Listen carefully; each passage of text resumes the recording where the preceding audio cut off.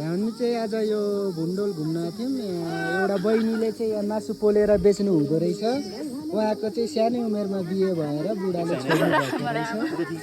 अनि यहाँ रक्सी पनि खाँदै हुनुहुन्छ। एकदम रमाइलो बहिनी हुनुहुन्छ। मासु प्लेटको कसरी दिनुहुन्छ बहिनी? 5 हो नि भाइ। हो र? 5 हो। अब महँगो भयो त। हामीले बोकेर लिएर आउनुपर्छ तलदेखि। है दुःख छ है तपाईँलाई? केही सहयोग गरेर जानुहोस्। हुन्छ बहिनी, मलाई यो 2 प्लेट ल्याइदेऊ न ल। 2 प्लेट? हजुर। हुन्छ, एक्लै खाइसक्नुहुन्न न, म साथी दिन्छु। साथी छ हो र? कुरा पनि एकदम मिठो गर्नु हुँदो रहेछ बहिनीले। हजुर दाजु। साथी चाहिँ कता छ नि फेरि? वाइ नै त होइन कतै? उहाँ हो मेरो साथी। उहाँको पनि बिहे भएर डिभोर्स भयो। हो र? कस्तो नाजुक अवस्था रहेछ तपाईँहरूको। कस्तो माया लाग्यो मलाई त हेरेर।